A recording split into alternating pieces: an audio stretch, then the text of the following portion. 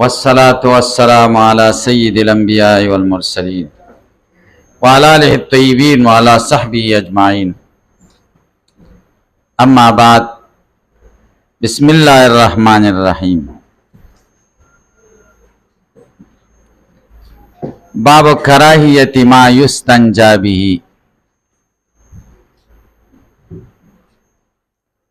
باب د په بیان د کراهیت د هغه څه کې چې په هغه استنجا کیږي، یعنی هغه څیزونه چې په هغه استنجا کول مکروه دي. تاسو ته ما دا خبره ویلې وه چې استنجا به په هغه څه کیږي چې درې صفته یې پکې. یو دا چې قطع د نجاست راولي. دویم دا چې طاهري صفائی،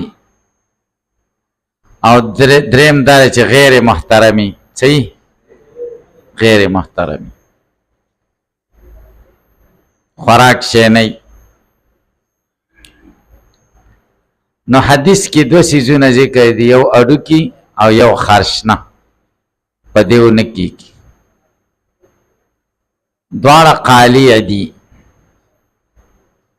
خو خرشنه طاهر نه دي او اډوکی محترم دی، ځکه نبی علیہ السلام د دیو نه منع کړی ده. هلکه تاسو پې پوه شئ؟ وایه.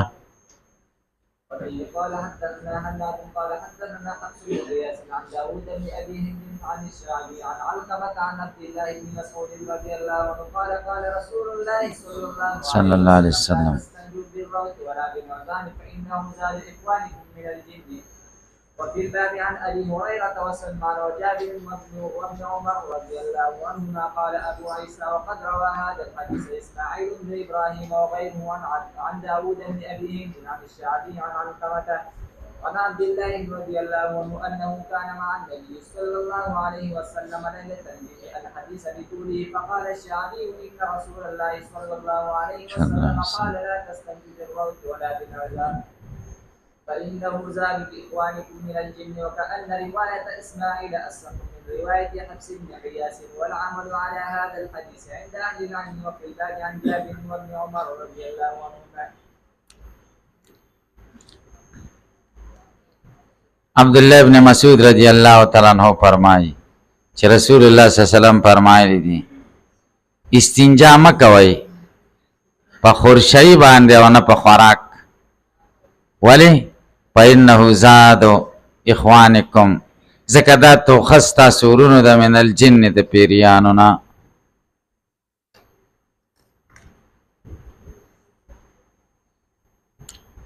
او په دې باب کې د ابو هريره روایت هم شته. د ابو هريره روایت بخاری شریف کې ده، او د سلمان روایت مخکې تیر شه حتی الخراعه، او د جابر روایت مسلم او مسند احمد ابن ماجه کې دي، او د ابن عمر روایت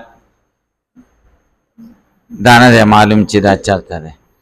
قال ابو عیسی امام ترمذی وی وقد روا هذا الحديث اسماعیل ابن ابراهیم وغيره، روایت کړی دی دا حدیث اسماعیل ابن ابراهیم او نور ملایانو. د داود ابن ابي هند عن الشعبي عن علقمة عن عبد الله انه كان مع النبي صلی الله علیه وسلم، چې د نبی علیہ السلام سره لیلۃ الجن.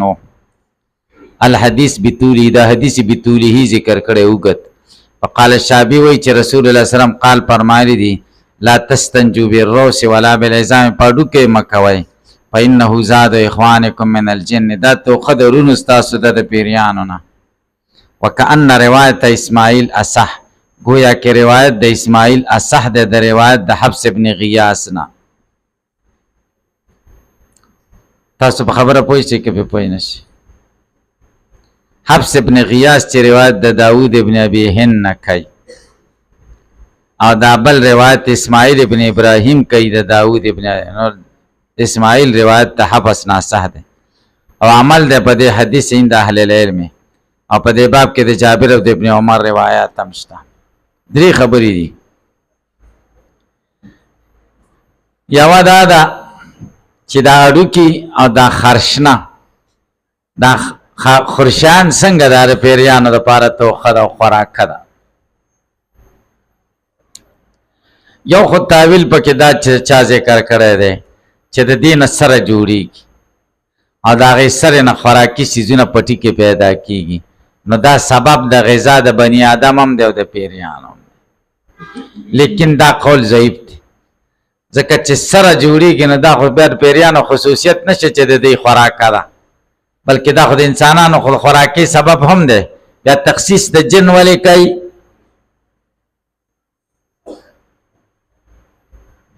صحیح شو کنه. دویم قول دا دی چې دا د پیریانو خوراکه ده او دې کې چې کوم نجاست دی هغه ته خدای ختم کی پاکی کی دوی بیا وخوري. اول حالت له بوزي چې د خوراک په وخت کې څنګه و د دې خوراکه جوړ شي.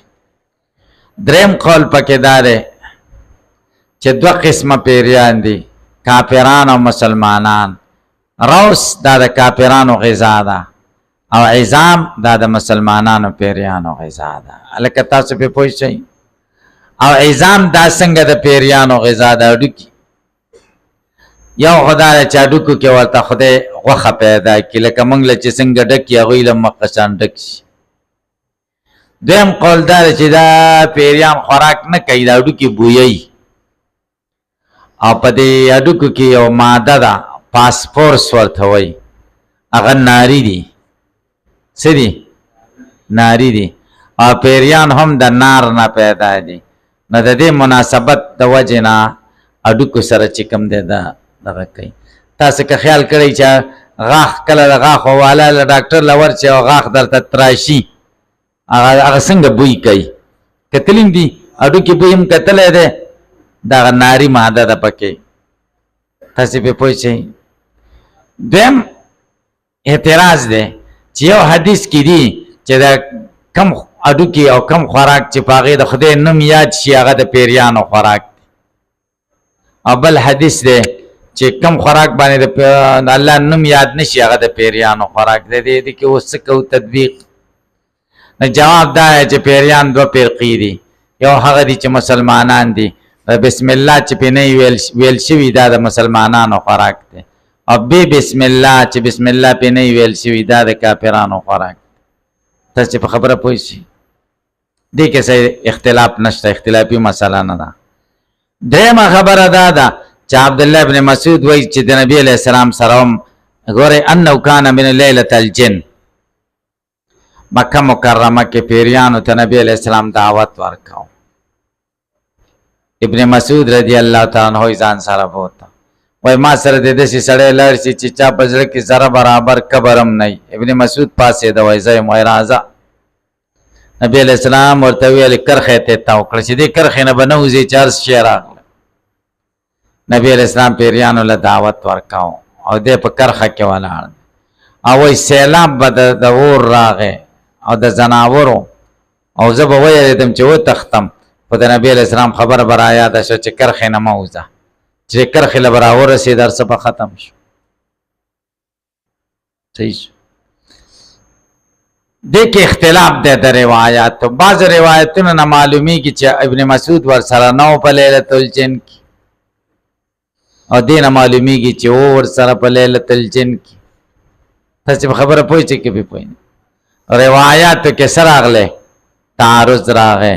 بعض روایاتو نه معلومیږي چې و او بعض روایاتو نه معلومیږي چې نه و. محدثین حضرات وایي چې لیلة الجن شپږ کرته شوی دی. نبی علیہ السلام پیریانو له څو کرته دعوت ورکړي؟ کومو کې چې راغلي چې ابن مسعود ورسره و په دې ځایونو کې ورسره و او بعضې مواضعو کې ورسره نه و. کوم ځای کې چې نفې راغلی د هغه په نفې حمل دي. هلکه پې پوه شوئ. بل وایه باب دی په بیان د استنجا په اوبو. په اوبو استنجا درې صورته دي. ما ته وګورئ. یو خالص په کاڼو استنجا چې صفایي وکړي دا جایزه اتفاق سره. دویم دا دی چې خالص په اوبو یې وکړي دا هم جایزه ده چې صفایي وشي.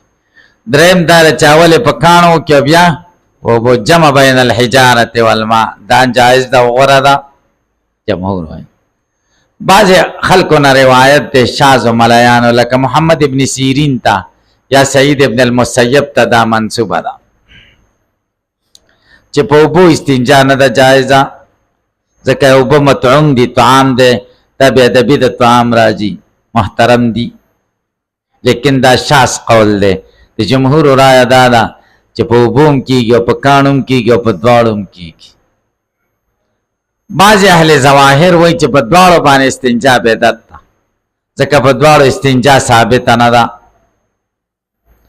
منګ وایي حدیث د اهل قباو روایت، الله تعالی نبی علیہ السلام ته وایي فیه رجال یحبون ان یتطهروا، د قبا کې څه سړي دي دوی دا خوښوي چې ښه صفایي وشي. صحابه نبی علیہ السلام ته تپوس وکړه چې خدای ستاسو د صفایي صفت کوي، تاسو څه کوئ؟ هغې ورته ویلې موږ اوبه استعمالوو د کاڼو نه وروسته. نبی علیہ السلام د ښه دا شی دی. لیکن اهل ظواهر وایي چې دې باره کې څومره احادیث دي هغه ضعیف دي، قابل د استدلال نه دي. موږ جواب کوو صحیح ده، ضعیف دي، خو روایات ډېر راغلي دي د حسن لغیره درجې ته رسېږي او قابل د استدلال دي، او دا دي فضایلو کې دا شان ضعیف معتبري. تاسو پې پوهېږئ؟ وایه. وبه قال حدثنا قتيبة ومحمد بن عبد الملك أبي الشوارد قال حدثنا أبو عوانة عن قتادة عن معاذة عن عائشة رضي الله عنها قالت كن أزواجكن. ام المؤمنین عائشة رضی الله عنها وایي ښځو ته مرنا ازواجکن، خپلو خاوندانو ته امر وکئ ان یستطیبوا بالماء، چې ځانونه صفا کړي په اوبو، استنجا په اوبو وکړي. فإن یستحییهم، زه د دوی نه حیا راځي چې ورته په خپله ویم. ولې فإن رسول الله صلی الله علیه وسلم کان یفعله، نبی علیہ السلام به داسې کول، اوبه به استعمال او کاڼې اوبه دواړه استعمالول. دا د کوم ځای؟ دا یو روایت دی چې نبی علیہ السلام اودس مات کړه، پرتوغاښې وتاړه، ودرېده، وایي اوبه راوړئ. نو معلومیږي چې پرتوغاښې وتاړه چې مخکې کاڼي استعمال کړي و که را. هلکه تاسو په خبره پوه شئ که پې پوه نه شئ؟ ما ته وګورئ چې مخرج چې کوم ځای نه نجاست راوځي، که د درهم نه زیات ځای پلیت شوی و نو بیا کاڼي او اوبه استعمالول فرض دي، او که د درهم هم راو نو بیا واجب دي، او که د درهم نه کم نو بیا سنت دي. درهم نه شرعي درهم مراد دی، بعضې وایي دومره دی او بعضې وایي دی نه کم دی. او اوس خو خوراکونه ډېر خرابه دي، خدای دې رحم وکړي. نو اوس خو بیا خصوصا دال شریف دي خوړلي، او په هغې کې د پنجابیانو مرچکۍ مي او چپاتی دی ورسره خوړلي، چپاتی ورته وایي که نه. نو بس بیا استنجا بالکل فرض عین ده، او لوټې باندې کار نه کېږي، بیا به اوبو باندې ځان صفا کړي.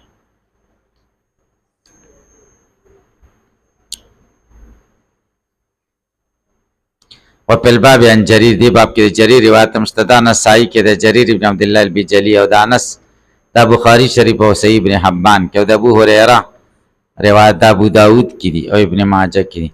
قال ابو عیسی دا حدیث حسن صحیح دی. وعليه العمل عند اهل العلم يختارون الاستنجاء بالماء، دی خوښي استنجا بالماء، وان كان الاستنجاء بالحجاره يجزي عندهم، اگر چې استنجا بالحجاره د دینه کافي کیږي. ولی فإنهم مستحب الاستنجاء بالماء، ځکه دوی مستحب ګڼي استنجا بالماء. مستحب په هغه صورت کې ده چې ښه انقا په سر راغلي په کاڼو، که انقا نه راغلي ما درته ویل چې مستحب نه ده، بیا واجبه یا فرض او یا سنت، د درې مرحلې دي. ورواه افضل وبه یقول، په دې باندې سفیان ثوری هم قول کړی دی، ابن المبارک هم کړی دی، او شافعي هم کړی دی، او احمد هم کړی دی، او اسحاق هم کړی دی. بس